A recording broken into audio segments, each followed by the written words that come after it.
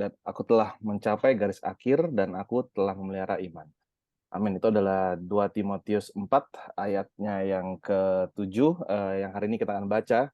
Ya. Shalom teman-teman semua, ada Koben, ada Ko Yohanes, ada juga Bro Andi yang baru bergabung hari ini. Selamat bergabung, shalom.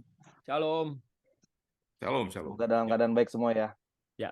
Juga teman-teman yang menyaksikan, mau nyapa nih yang dari YouTube, dari Twitter, dari manapun, platform manapun, semoga semua juga dalam keadaan baik, Amin. tetap semangat dan tetap berapi-api dalam belajar mencari kebenaran firman Tuhan. Hmm. Nah, hari ini kita mau masuk ke dalam 2 Timotius yang keempat. Ya. Ada yang mau di-mention kok ini, kalau nggak salah surat Paulus yang terakhir ya, Ya, betul. di sepanjang ininya ya, penulisan Baik. dia terhadap perjanjian baru ya. Ya, betul. Jadi ini kita udah di bagian terakhir dari tulisan dia. Mungkin kita mundur dulu sedikit ke pasal 3. Pasal 3 kita baca aja dari ayat 16. Nanti maju aja kita baca sampai yang pasal 4 ayat 8. Kita baca per ayat aja nih, karena kita ada 4 orang kan. Mulai Ya. dari Bro Andi, nanti ke Irsan, ke Bro Yohanes, ntar balik ke gua. Oke, silakan. Dari mundur dulu ke pasal 3 ayat 16. Oke. Ya. 2 Timotius 3 ayat 16. Segala tulisan yang diilhamkan Allah memang bermanfaat untuk mengajar, untuk menyatakan kesalahan, untuk memperbaiki kelakuan, dan untuk mendidik orang dalam kebenaran. Oke. Dengan demikian, tiap-tiap manusia kepunyaan Allah diperlengkapi untuk setiap perbuatan baik. 2 Timotius 4 ayat 1. Di hadapan Allah dan Kristus Yesus yang akan menghakimi orang yang hidup dan yang mati, aku berpesan dengan sungguh-sungguh kepadamu demi pernyataannya dan demi kerajaannya. Oke, gua stop dulu di situ karena tadi kita kan sedikit mundur tuh ke pasal 3 ya. Pasal 3 itu yang ayat 16 tuh boleh di-highlight tuh. Ya, tadi udah dibaca sama Bro Andi. Segala tulisan, berarti semua yang tertulis di Alkitab itu asalnya tuh dari Tuhan. Ya. Meskipun lewat manusia. Diilhamkan Allah memang bermanfaat untuk, nah itu poin itu yang mesti kita catat tuh. 1, mengajar. 2, menyatakan kesalahan. 3, memperbaiki kelakuan. Dan 4, untuk mendidik orang dalam kebenaran. Jadi setiap kali kita baca Alkitab itu 4 fungsi itu pasti akan keluar. Ya, jadi makanya pas kita baca Alkitab tuh harus dengan konsep dan mental mindset kita memang mau belajar. Karena ada sesuatu yang bisa diajarkan. Betul ya, tadi mengajar. Ya. Terus menyatakan kesalahan. Kita harus datang dengan rendah hati, tahu bahwa kita nih manusia berdosa nih. Berarti karena kita mau belajar, kita mau lebih baik, berarti pasti ada kesalahan kita yang dinyatakan. Pada saat kita baca tuh kayak cermin gitu loh. Waduh, gua masih kurang ya di sini. Oh ya, ini ya gua masih improve ya. Jadi setiap kali baca firman Tuhan pasti itu akan muncul. Ya, cuman datangnya dari Tuhan itu bukan untuk menuduh kita, tapi dia mau kita menjadi lebih baik kan, begitu. Be better kan, be better version of yourself dibanding kita yang kemarin. Gitu. Dan ini kita udah tahu konsepnya, kita nggak pernah banding-bandingin ke orang lain, tapi ke kita diri sendiri. Terus habis memperbaiki menyatakan kesalahan untuk memperbaiki kelakuan, berarti improve tadi, be better. Habis itu untuk mendidik orang dalam kebenaran. Kebenaran itu ya firman Tuhan lagi. Jadi mendidik orangnya ini bukan pakai opini pribadi. Bukan menurut gua nih lu harusnya kayak gini. Menurut gua lu harusnya kayak gini. Itu nggak penting. Yang penting adalah menurut Tuhan, menurut firman Allah, kita harus seperti apa. Kita harus menjadi seperti apa. Gitu. Karena setiap orang punya menurutnya dia sendiri-sendiri. Opini pribadi masing-masing. Oke, sekarang tadi kita masuk tuh pas 4. Welcome Bro Alvin, gua kira lu tadi nggak ikut muncul. Sekarang kita mau lanjut lagi ke Halo, pasal Bro. 4. Tadi udah dibaca ayat 1 sama Yohanes. Sekarang lanjut ke Alvin aja, ayat 2 nanti balik lagi ke Andi ya. Gitu. Oke, siap. Oke, silakan. Oke, yang kedua, beritakanlah firman, siap sedialah baik atau tidak baik waktunya. Nyatakanlah apa yang salah, tegurlah dan nasihatilah dengan segala kesabaran dan pengajaran. Karena akan datang waktunya, orang tidak dapat lagi menerima ajaran sehat, tapi mereka akan mengumpulkan guru-guru menurut kehendaknya untuk memuaskan keinginan telinganya. Mereka akan memalingkan telinganya dari kebenaran dan membukanya bagi dongeng. Tetapi kuasailah dirimu dalam segala hal, sabarlah menderita, lakukanlah pekerjaan pemberita Injil, dan tunaikanlah tugas pelayananmu. Mengenai diriku, darahku sudah mulai dicurahkan sebagai persembahan dan saat kematianku sudah dekat. Oke. Ayat Aku 7. telah Ya, lanjut. Aku telah mengakhiri pertandingan yang baik. Aku telah mencapai garis akhir dan aku telah memelihara iman. Sekarang telah tersedia bagiku mahkota kebenaran yang akan dikaruniakan kepadaku oleh Tuhan, Hakim yang adil pada harinya, tetapi bukan hanya kepadaku, melainkan juga kepada semua orang yang merindukan kedatangannya. Amin. Amin. Oke, itu perikop yang cukup singkat, tapi isinya semuanya padat. Ya, semua Ya, kata-katanya bisa dibahas, bisa kita diskusikan. Gitu. Oke, silakan. Teman-teman mau highlight di mana, mau bertanya di mana, mau tambahin di mana, terserah, silakan. Ya, ya. aku keseluruhan aja ya. Ya. Ini berarti Paulus lagi di penjara, tahu sebentar lagi dia mau meninggal, mau mati ya. Betul, dia Iya. udah dikasih sentence to death. Jadi hukuman matinya udah muncul. Jadi dia udah tahu emang udah tinggal detik-detik terakhir. Oh, udah keluar hukum Ya, ininya, suratnya ya. ya udah tinggal detik-detik terakhir. Dia tahu udah nggak lama lagi lah menjelang ajal. Jadi tulisan dia seperti ini, Paulus. Nanti buat teman-teman yang pengen lebih tahu tentang perjalanan Paulus bisa baca juga di Kisah Para Rasul dari awal journey-nya dia itu jelas banget dari Kisah Para Rasul, dari dia mulai menganiaya orang Kristen yang tadinya dia orang Farisi, dia bunuh-bunuhin orang Kristen, ya kan, termasuk si Stefanus, lalu dia mau ke Damaskus dan dia ketemu melihat penglihatan langsung, hubungan langsung dengan Tuhan Yesus. Sejak itu pelayanan dia mulai berjalan, itu semua ada di Kisah Para Rasul. Jadi buat teman-teman yang pengen tahu lebih detail boleh baca di Kisah Para Rasul. Oke, apa lagi? Silakan. Ini kalau ngelihat yang ayat 4 di mana mereka memainkan telinga kebenaran, dan yang sebelumnya sorry ya. Ya. Karena akan datang waktunya orang tidak lagi menerima ajaran sehat, tetapi mereka mengumpulkan guru-guru menurut kehendaknya untuk memuaskan keinginan telinganya. Ya. Jadi mungkin dari teman-teman ada gak ya? Kira-kira apa ya khotbah yang memuaskan telinga gitu, keinginan telinganya gitu kan? Kan zaman sekarang kita harus waspada juga nih. Apa sih kira-kira yang ingin Paulus sampaikan, artinya tuh apa gitu kan? Jangan-jangan kita selama ini juga dengerin khotbah mungkin ini kayak enak, apa namanya, ada yang orang pandai melantunkan merangkai kata-kata gitu kan. Jadi salah satunya apa ya kalau yang menyimpang ya, mungkin biar kita juga bisa warning ke teman-teman nih, ada contohnya apa gitu. Kalau yang gue tangkap sih kayaknya khotbah yang tentang kalau kita memberi kita akan dibalas 100 kali lipat, 1000 kali lipat dengan uang juga gitu kan. Jadi kalau menurut gue itu yang kita ingin dengarkan kan. Kita senang memberi karena kita menuntut balasan dari Tuhan gitu kan. Jadi sekalinya tidak dibalas sedemikian rupa, jadi kita malah nuntut balik. Jadi hubungannya kayak hubungan transaksional jadi gitu ya. Kita menuntut sesuatu. Tapi kan itu yang sebenarnya kan orang suka dengung-dengungkan kan. Jadi nyambung ke prosperity gospel ya kok ya. Ya betul. Gitu ya. Nah itu yang lu tadi sebut itu ya nyambung ke prosperity gospel, betul. Ya makanya kita balik lagi selalu baca Alkitab, firman kebenaran Tuhan. Jadi pada saat kita dengar, kita lihat lagi benar nggak tertulis di Alkitab. Itu kan yang kita selalu pakai basicnya dari Kisah Para Rasul 17 ayat 11 ya. Buat Bro Andi yang baru join hari ini, itu kayak pegangannya kita juga gitu loh. Jadi kayak kita jadi seperti jemaat Tiberia.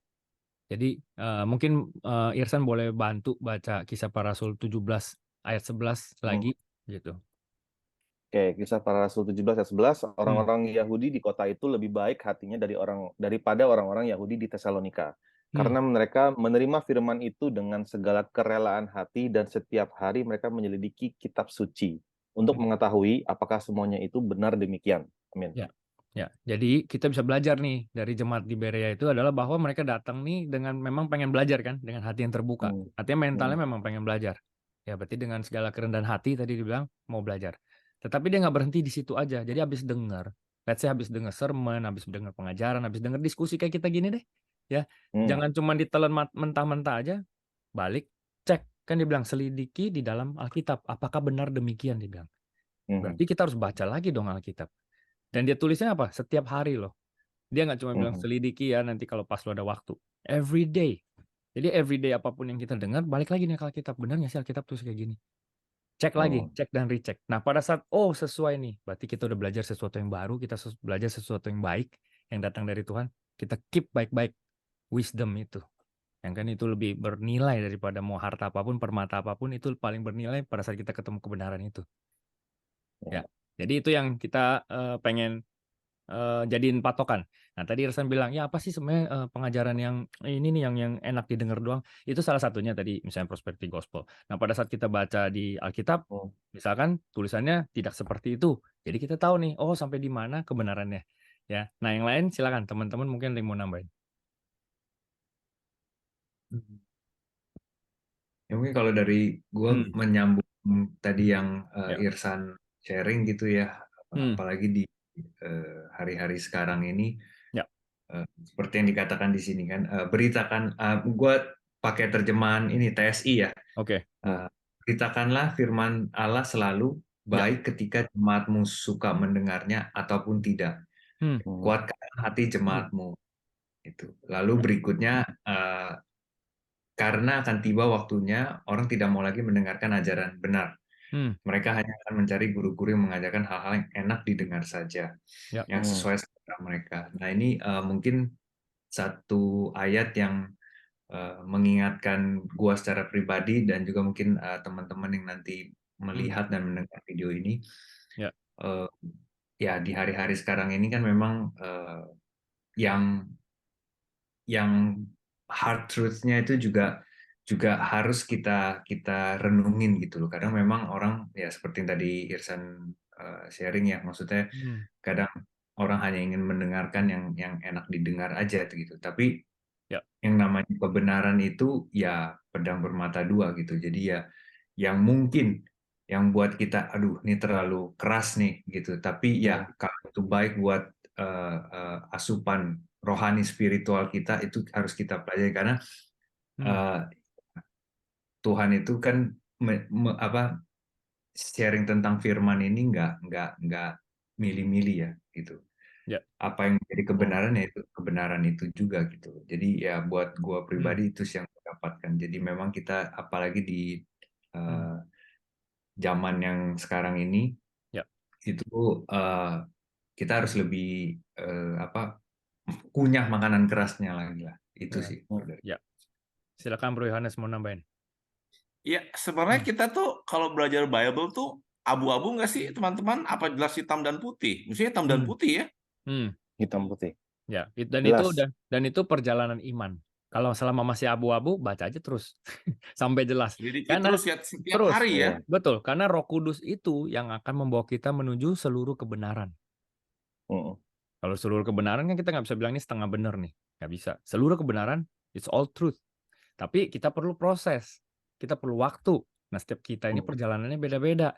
Makanya kita harus baca terus, baca terus, baca terus. Itu sampai satu titik Roh Kudus sendiri yang menyatakan seluruh kebenaran kepada kita. Gitu. Ya. Oke, tadi mau nambahin sedikit. Tadi Irsan kan sempat mention prosperity gospel. Ini gue juga karena lu mention itu, gue kepikiran yang tertulis di surat Yudas. Coba buka Yudas. Ini bukan Yudas Iskariot yang nulis ya, teman-teman tahu dong. Ini Yudas, bukan Yudas Iskariot yang nulis ya. Meskipun namanya di bahasa Indonesia Yudas gitu loh, kok Yudas malah ada kitabnya sih di sini, bukan. Oke. Terus kalau kita baca surat Yudas itu boleh tolong bantu baca Yudas 1 ayat 3 sampai ayat 4. Yang udah ketemu boleh bantu baca.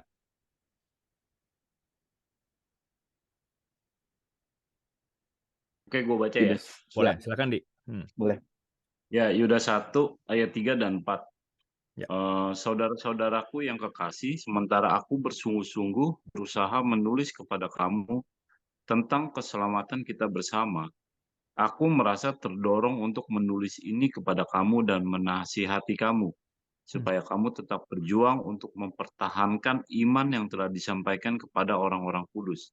Sebab ternyata ada orang-orang tertentu yang telah masuk menyelusup di tengah-tengah kamu, yaitu orang-orang yang telah lama ditentukan untuk dihukum. Mereka adalah orang-orang yang fasik, yang menyalahgunakan kasih karunia Allah kita untuk melampiaskan hawa nafsu mereka, dan yang menyangkal satu-satunya penguasa dan Tuhan kita, Yesus Kristus. Oke. Ada ya tulisan seperti itu di Alkitab, ditulis sama Yudas. Kalau kita baca tadi, ya. Jadi iman yang kita percaya ini harus kita pertahankan dan itu adalah sebuah perjuangan. Benar ya? Tadi kan dia tulis tuh, supaya kamu tetap berjuang untuk mempertahankan iman. Kan kita udah percaya nih, kita punya iman. Iman ini harus kita pertahankan. Dan itu seperti perjuangan. Kalau perjuangan itu it's a fight. It's a battleground. Itu bukan playground. Makanya tadi nyambung ke tulisannya Paulus yang dia bilang pertandingan dengan baik. Mengakhiri pertandingan. I finish the fight. Gitu kan. Jadi ini battleground. Ya, kita kalau orang ikut Tuhan ya kita tahu tiap hari ini battleground. Ini bukan main-main gitu loh. Ya kan? Kita fight. Mempertahankan iman. Tadi, sebab ternyata ada orang-orang tertentu yang telah masuk menyusup di tengah-tengah kamu, itu orang-orang yang telah lama ditentukan untuk dihukum. Mereka ada orang-orang fasik. Nah, orang-orang fasik ini apa yang dimaksud? Yang menyalahgunakan kasih karunia. Ini kan awal-awal Irsan sering tanya ini sama gue nih, Grace, gimana nih kalau udah percaya terus hidup di dalam kasih karunia? Ini mau menyalahkan kasih karunia. Right? Ini ditulis, menyalahkan kasih karunia Allah kita untuk melampiaskan hawa nafsu mereka. Apa-apalah, kan kita udah diselamatkan Tuhan. Ya kita balik lagi nggak apa-apa kan, it's grace gitu. Udah dikasih kok, udah pasti selamat kok. Ini pas kita baca ini kayaknya nggak kayak gitu deh.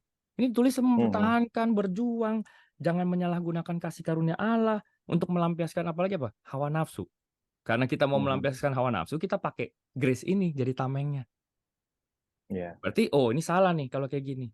Nah, ini yang masuk kategori hyper grace.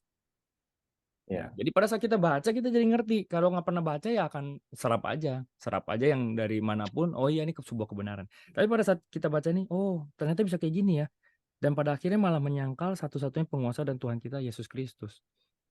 Karena hidupnya udah jadi asal-asalan karena menurut dia definisi grace-nya seperti itu, bisa disalahgunakan untuk memenuhi hawa nafsu. Nah ini nyambung kok, tambahin kok. Ya. Di ayat 2 yang di 2 Timotius 4 dibilang kan beritakanlah firman, siap sedialah baik atau tidak baik waktunya. Berarti kan itu kan sebenarnya kan kita nggak usah ngeliat waktunya. Ya. Nunggu misalnya kita ada terima orang, kita tetap harus menjanjikan kebenarannya. Karena dibilang di sini nyatakanlah apa yang salah, tegurlah dan nasihatilah dengan segala kesabaran dan pengajaran. Jadi bukan hanya nyatain lu salah gitu, nggak boleh gitu, tapi kita juga bilang tegur dan nasihati kan. Ya, jadi kan betul. kalau dinasihati itu kan sebenarnya kan kita memberikan masukan kali ya. Ya harusnya menurut firman itu seperti ini. Kita tidak boleh begini, tidak boleh kompromi gitu kan. Kita tahu kita baca di 7 jemaat di Wahyu kita nggak boleh jadi jemaat yang kompromi. Ya. Benar-benar enggak gitu. Terus dibilang di sini juga dengan segala kesabaran dan pengajaran. Jadi kalau kesabaran itu kan berarti kan harus diulang-ulang kalau yang gue tangkap ya. Ya, betul. Dan itu tahu mau dijauhin, dan itu challenge-nya kita dong. Lu tahu kebenaran, pada saat lu lihat yang salah lu mau kasih tahu, tapi harus ingat dengan penuh kesabaran. Kalau di Efesus itu ditulis speak the truth in love. Ya kan, kasih tahu kebenaran di dalam kasih. Jadi ada nggak nih kasihnya? Nah, makanya kita selalu ngomong nih, kalau truth itu pas temennya harus sama kasih. Kalau kasih doang, kasih karunia doang, harus ada temennya sama truth. Itu satu koin tuh, nggak bisa dipisah. Kalau kita cuman isinya ada grace terus, tapi nggak ada truth-nya, itu juga percuma sebenarnya. Tapi kalau terus nggak ada grace-nya, lu kayak orang Farisi jadinya, kejam banget gitu. Padahal belum tentu kita sendiri ngelakuin. Makanya finding the balance itu sangat penting. Tapi ini nggak bisa dipisahkan. Gitu. Ya, oke. Bro Andi mungkin mau nambahin. Belum nambahin tadi. Belum. Oke, belum. Lanjut ya. Siap. Oke, kita lanjut. Tadi sebenarnya kita baca pelan-pelan ya. Tadi penuhilah panggilan pelayananmu. Itu kan judul perikopnya. Dan ini ditujukan ke siapa? Surat ini, Timotius. Ya, muridnya dia. Terus dia mau suruh Timoti ngasih tahu ini kemana? Ke orang percaya atau ke orang tidak percaya? Orang percaya. Ke orang percaya. Jemaatnya dia ya. Betul. Berarti ke jemaat. Berarti kalau kita hari ini kita baca relate, berarti ke kita dong. Ya di luar kekristenan ini sebenarnya bukan buat orang di luar kekristenan.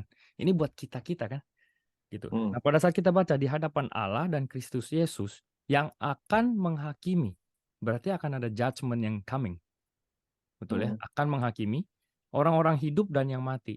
Mau kita yang masih hidup, mau kita yang udah mati, yang udah mendahului kita, itu akan ada penghakiman. Berarti ini ada sebuah finish line nih di depan yang kita mesti tahu. Right? Lalu dia terus gini, aku berpesan dengan sungguh-sungguh kepadamu demi pernyataannya dan demi kerajaannya. Nah, demi penyataannya dan demi kerajaannya. Ini bahasa Indonesia lewat begitu saja. Coba cari bahasa Inggris. Coba baca bahasa Inggris versi apa deh, terserah. Silakan. NIV. Ya, boleh. In the presence of God and of Christ Jesus who will judge the living and the dead, and and in view of his appearing and his kingdom, I Ya. give you this charge. Oke, in his appearing. Berarti nanti dia akan datang lagi kan? Dia akan kembali lagi, kedatangan yang kedua kali. In his appearing. Tapi bahasa Indonesianya cuma demi penyataannya. Kita malah bacanya demi pernyataannya lagi, mungkin salah baca, ya kan? Iya. Gitu. Padahal penyataannya itu artinya his appearing. Kita itu baca di 1 Tesalonika itu, dia akan appear di atas ya pada saat pengangkatan itu. Terus kita baca lagi nih. Tadi, siap sedialah baik tidak baik waktunya, nyatakanlah apa yang salah, tegurlah, nasihatilah dengan segala kesabaran. Nah, segala kesabarannya di highlight nih. Ya, ngasih tahu orang harus pun dengan sabar, dengan penuh kasih. Tapi juga kita nggak bisa bilang udahlah biarinin aja lah daripada ribut. Loh, nggak bisa. Tetap disuruh harus kasih tahu. Bahkan dia bilang mau waktunya baik atau tidak baik, kalau ketemu harus kasih tahu. Cuman ngasih taunya harus penuh kesabaran dan penuh kasih. Nah, challenge-nya kita lag di belakangnya nih. Kadang kita nggak bisa penuh kasih, kadang kita nggak sabar. Nah, karena kita akhirnya menjadi perdebatan yang sia-sia, kita akhirnya jadi udahlah nggak usah diomongin lah, udahlah nggak usah dibahas lah. Gitu. Dan ini nggak, nah, dan nggak boleh kan kalau kita baca ini harus terus tegur, harus ngomong. Cuman challenge-nya kita kalau mau tegur dan mau ngomong, ada kasihnya nggak, sabar nggak? Gitu. Dan ini bukan cuma berlaku untuk firman Tuhan yang saklek begini ya. Untuk segala hubungan kan sama. Mau kita suami istri, mau ayah ke bapak, istri anak, ponakan, semuanya kan sama. Kalau kita anak kita salah, kita mesti kasih tahu. Masa kita bilang udahlah daripada dia nangis nggak usah kasih tahu. Gitu. Tapi pas kasih tahu dengan kasih nggak, sabar nggak? Apa kita teriak-teriak, marah-marah gitu. Jadi sama nih. Hubungan suami istri juga sama. Same. Jadi ini satu kata ini bisa dipakai untuk sermon kemana-mana sebenarnya. Right? Oke. Terus lanjut lagi, karena akan datang waktunya, which is now. Karena kita udah hidup di the last days, udah hari-hari terakhir ini. Ya, orang tidak dapat lagi menerima ajaran sehat. Ya, menerima ajaran sehat. Kalau tadi bahasa Inggrisnya itu ajaran sehat itu hygienus, bersih. Ajarannya bersih. Gitu. Terus tetapi mereka akan mengumpulkan guru-guru menurut kehendaknya untuk memuaskan keinginan telinganya. Nah, tadi udah muncul beberapa yang tadi Irsan bilang tentang prosperity, yang tadi gue sharing itu tentang hyper grace. Itu akan muncul yang kayak gitu.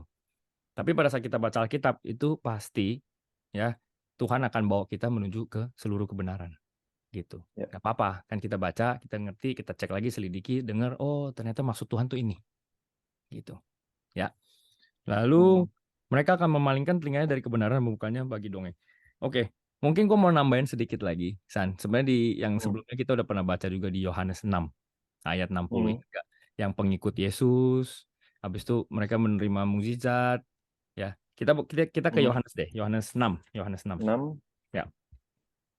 Yohanes 6 ayat 60. Sesudah mendengar semuanya itu, banyak dari murid-murid Yesus yang berkata, perkataan ini keras, siapakah yang sanggup mendengarkannya? Yesus yang di dalam hatinya tahu bahwa murid-muridnya bersungut-sungut tentang hal itu, berkata kepada mereka, adakah perkataan itu menggoncangkan imanmu? Dan bagaimanakah jikalau kamu melihat anak manusia naik ke tempat di mana ia sebelumnya berada? Rohlah yang memberi hidup, daging sama sekali tidak berguna. Perkataan-perkataan yang kukatakan kepadamu adalah roh dan hidup. Tapi di antaramu ada yang tidak percaya, sebab Yesus tahu dari semula siapa yang tidak percaya dan siapa yang akan menyerahkan dia. Lalu ia berkata, sebab itu telah kukatakan kepadamu, tidak ada seorang pun dapat datang kepadaku kalau Bapa tidak mengaruniakan kepadanya. Mulai dari waktu itu, banyak murid-muridnya yang mengundurkan diri dan tidak lagi mengikuti dia. Maka kata Yesus kepada ke-12 muridnya, apakah kamu tidak mau pergi juga? Sampai situ aja, San. Mulai dari waktu itu, banyak murid-muridnya mengundurkan diri dan tidak lagi mengikut dia. Ya. Jadi ini apa yang terjadi di sini? Tadi perkataan keras di atas. Dengar nggak?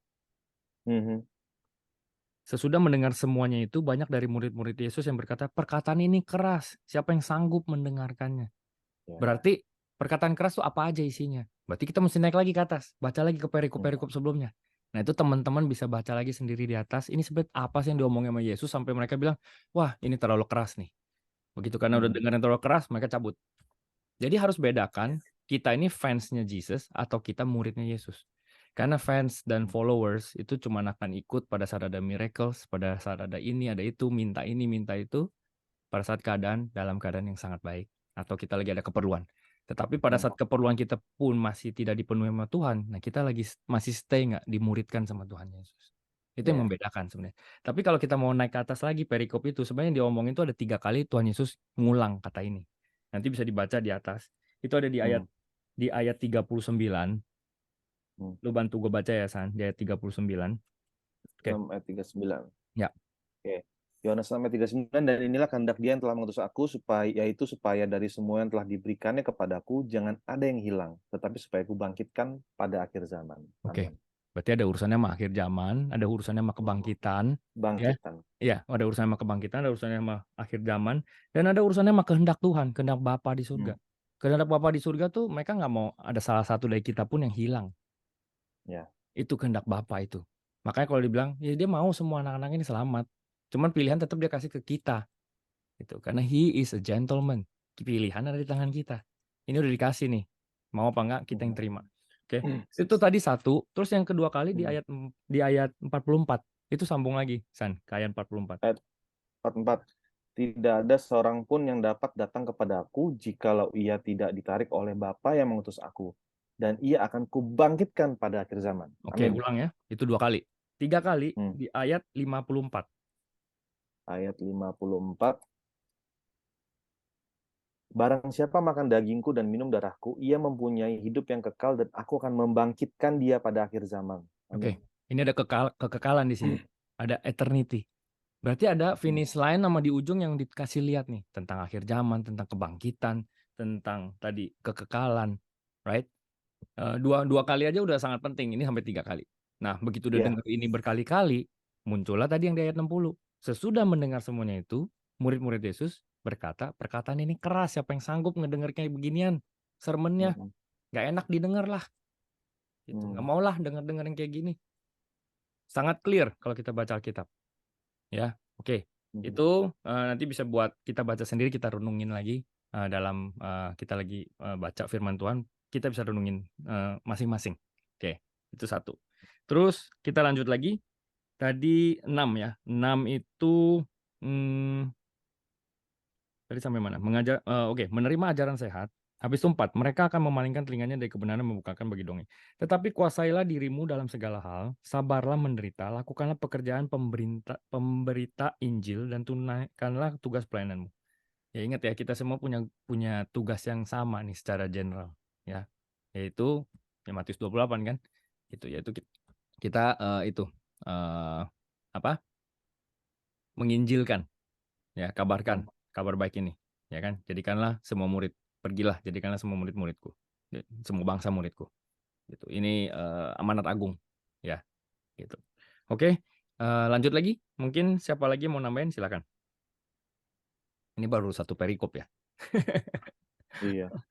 Tadi di bahasa Inggris ada yang menarik kok, yang apa namanya, untuk yang di ayat 2-nya dia bilang, preach the word, be prepared in season and out of season, correct, rebuke, and encourage with great patience and careful instruction. Jadi kalau di sini dibilang kita juga ngasih instruksi, kan tadi bahasa Indonesia nasihat kan. Cuman nasihat ini yang kadang ya tadi bilang gitu kan, lupa nasihatinnya, kadang nggak enakan segala macam. Jadinya ya kita bahkan dibilang kan sebenarnya kan jauhi kan orang-orang yang seperti itu, walaupun di satu jauhi karena apa? Jauhi kalau orangnya mungkin tidak mau ini kali, nggak mau bertobat kali ya. Yang dibilang di sini kesabaran mungkin kan repetition ya, maksudnya apa, kayak kita memberitahu terus menegur gitu ya, memberitakan bukan membiarkan gitu kan. Ya, betul. Jadi ya ini penting sih, kita juga hanya kayak membuka, menerima orang yang terluka, tapi kita juga harus mengarahkan ke jalan yang benar.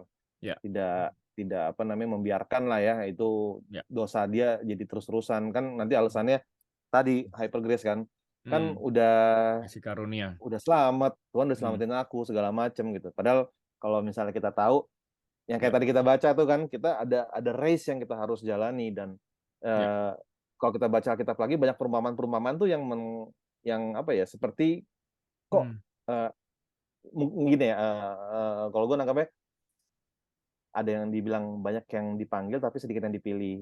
Terus ada perumpamaan tentang 10 perawan yang membawa Gadis bijaksana dan gadis bodoh. Gadis Jadi bijaksana dan gadis gadis bodoh bodoh. gitu kan. Ya, Dua-duanya sama-sama manggil Tuhan, ya, ya, ya, sama-sama menantikan Tuhan gitu. ya, ya, Dan terakhir dibilang kan Lord Lord gitu kan, manggilnya ya, Tuhan, Tuhan kenapa ini aku tidak mengenalmu. Terus di ya. Matius 27 juga dibilang tidak semua orang yang manggil Tuhan yang akan masuk dalam kerajaan surga, tapi yang melakukan kehendak Bapakku. Ya. Terus ada lagi banyak perumpamaan tentang perjamuan kawin yang tadinya orang Israel disuruh kumpul dulu, kumpulin orang-orang, nggak ada yang mau, panggil semua yang di pinggir jalan, yang di jalan-jalan semua ajak. Ada yang udah masuk duduk, lalu tapi tetap diusir karena tidak pakai baju pesta gitu. Jadi firman Tuhan kan tidak bertentangan kan, tapi Betul. di sini mungkin ya kalau misalnya kita ngelihat, oh jadi keselamatan bisa hilang, enggak sih gitu. Cuman di sini kita tahu ada sesuatu yang harus kita kerjakan kan. Ya apa nih tanda kita sudah percaya dan selamat gitu kan. Nggak hanya ya udah diam-diam aja dan segala macam. Ya, betul, Gitu sih kok. betul. Jadi ini pasti teman-teman denger ini tuh nggak enak di kuping gitu. Tapi ini sebuah kebenaran yang tadi di-mention sama Yersan, semua ada tertulis di Alkitab, kalian boleh cari sendiri. Itu tulisan ada semua. Nah, pada saat kita baca, hidup kita akan jadi balance. Nah, kalau kita baca tadi Paulus tulis itu di akhir aja udah menjelang ajalnya dia. Dia tulis seperti ini. Dia bilang gini, tadi dia bilang mengenai diriku, ayat 6 ya, darahku sudah mulai dicurahkan sebagai persembahan dan saat kematianku sudah dekat. He knows, udah detik-detik terakhir nih. Aku telah mengakhiri pertandingan yang baik. Ya, kalau bahasa Inggrisnya tuh the good fight. Bukan cuma pertandingan loh, dia harus fight for this. Pertandingan yang baik. Terus dia bilang, aku telah mencapai garis akhir dan aku telah memelihara iman. Jadi ini kita bisa ikut contohnya dari Paulus. Sampai ujung nih, setia. Ya kan? Sampai ujung nih, pelihara iman. Sampai ujung nih kita fight untuk mempertahankan iman ini. Sekarang telah tersedia bagiku mahkota kebenaran yang akan dikaruniakan kepadaku oleh Tuhan, hakim yang adil pada harinya. Jadi nanti ada waktunya ya. Bukan not now, nanti ada waktunya. Tetapi bukan hanya kepadaku, melainkan juga kepada semua orang yang merindukan kedatangannya. Jadi kita bertanya dulu sama diri kita sendiri, kita merindukan kedatangan dia lagi nggak? Gitu. Karena ini semua adalah janjinya dia. Itu satu. Terus tadi yang kedua, menjelang akhir hidup dia. Dia bilang, gue mengakhiri pertandingan baik ini. Dia bilang gitu. Jadi kalau kita tahu ujungnya, kita tahu kematian ini nggak bisa dihindarin kan. Kita tahu semua orang pasti akan mati at one point. Tapi pada saat kita tahu arti ini semua, berarti karena kita mau mati dengan cara yang baik, berarti kita akan hidup dengan cara yang baik dulu dong. Gitu. Nah, those who know how to die well will live well. Gitu. Jadi kita nggak akan sia-siakan lagi hidup kita asal-asalan. Kalau tadi yang lu bilang, ya tapi dia masih begini, tapi begini. Berarti dia mungkin belum benar-benar tahu kasih karunia itu artinya apa. Karena pada saat dia tahu kasih karunia itu apa, nggak mungkin lah. Gitu. Kita mungkin masih jatuh sana sini, tapi yang kita bilang kan ini progres. Namanya pertandingan perjalanan kan, maraton kan. Selama sebelum mati orang itu masih bisa berubah kan. Nah hari ini hari di mana semua orang bisa berubah. Kan kita belum mati hari ini, ya kan? Jadi kita tentukan aja, ya betul. Jadi gue bilang ya udah kita risetnya bisa hari ini. I want to be better, and then tomorrow I'll be better, and then just keep doing that sampai kita dipanggil sama Tuhan. Makanya Paulus bisa tulis hidup adalah Kristus, mati adalah sebuah keuntungan. Yang perlu kita pastikan hidup kita ini sudah sesuai kebenaran firman Tuhan. Udah terus aja lakukan, usahakan terus. Ya, gue nggak bilang akan perfect ya. Kita akan jatuh sana sini udah pasti. Tapi Tuhan kan tahu kita maunya semakin mendekat ke Dia, bukan semakin menjauh ke Dia dan udah bodo amat lah gitu. Oke, so that's the difference. Oke, mungkin yang lain mau nambahin lagi. Kita masih ada waktu 3 menit. Silakan San. Yohanes boleh nambahin. Ya. Ini sedih juga ya kalau kita baca ini ya, si Paulus ini ya. Sedih banget gitu loh. Iya, apalagi kalau kita baca di Kisah Para Rasul, Yohanes, karena kita jadi kayak benar-benar tahu detailnya perjalanannya dia gitu loh. Yes. Ya. Ini apa? Tadi ada yang menarik juga kok di ayat 8 yang dia bilang kan di sini kan merindukan kedatangannya. Sebenarnya di bahasa Inggrisnya tuh diulang lagi kata appearing. Jadi mungkin menjelaskan juga kepada teman-teman yang semua yang menyaksikan juga yang secara online. Jadi appearing itu kan sebenarnya kan Tuhan hanya muncul, bukan jadi kedatangan beda ya, coming sama appearing. Jadi kalau yang di sini gue lihat itu sebenarnya bahasa Inggrisnya tuh appear bukan coming. Nah, pas appear itu kan berarti kan saat nanti kita diangkat, gereja diangkat bersama-sama, Tuhan muncul di angkasa, seperti 1 Tesalonika 4. Sesudah itu kita yang hidup dan masih tinggal akan diangkat bersama-sama dengan mereka yang dalam awan menyongsong Tuhan di angkasa. Demikian kita akan selama-lamanya bersama dengan Tuhan. Amin. Jadi kalau coming itu ya nanti setelah kita diangkat, kesusahan besar terjadi 7 tahun di sini, baru setelah itu kita datang dengan Tuhan, orang-orang yang percaya gitu. Jadi mungkin teman-teman juga ada yang masih ada yang menyaksikan, masih ada yang bingung bedanya kedatangan sama appearing apa sih gitu kan. Maksudnya ini yang Paulus bahas tuh yang mana. Nah, Paulus sering menggunakan kata appear ini di beberapa suratnya dia. Jadi ada di Timotius banyak, juga ada di Titus. Jadi dibilang selalu appear gitu. Dan itu tadi benar ya. Relate ke yang 1 Tesalonika 4 itu tadi. Ya, yang kita sering. Nah, tadi Irsan udah baca 1 ayat setelah itu dia bilang itu, karena itu hiburkanlah seorang akan lain dengan perkataan-perkataan ini. Jadi ini sebenarnya makanya di blessed hope-nya Paulus yang tulis ini, the blessed hope itu ya tentang ini, karena kita menantikan Tuhan untuk dia datang kembali dan appearing di angkasa buat kita jemaatnya, pengangkatan itu. Ya. Karena kita kalau udah punya hope itu nggak bisa diambil sama siapapun. Kita tahu di ujung sana ini ada Tuhan Yesus nih nanti, dia akan datang lagi. Ya, jadi apapun yang kita hadapi hari-hari ini, ya udah ikutin aja, jalanin aja prosesnya. Kita tahu kita punya Tuhan, ya dia sayang sama kita, dia mau menjadi juru selamat kita. Yang kita perlu cuma kita pilih dia, gitu. Ya, oke. Ada lagi yang mau nambahin sebelum selesai? 1 menit terakhir. Alvin ada? Nggak ada sih, paling ya ini aja. Mungkin menjelang kedatangannya, ya bagian yang kita bisa lakukan memberitakan firman, menginjili orang-orang sekitar kita yang mungkin masih belum percaya, selagi Tuhan masih kasih kita waktu hidup di dunia. Jadi waktu pengangkatan itu ya kita sudah menjalankan bagian kita dan kita sudah memelihara iman kita sampai akhir. Itu aja sih. Amin. Thank you. Beautiful. Oke, thank you teman-teman. Waktunya udah mau habis, gue takut tiba-tiba mati. Thank you semuanya buat waktunya. Sampai ketemu lagi di kesempatan berikutnya. Tuhan Yesus memberkati. Bye-bye. Ya, God bless. Bye-bye.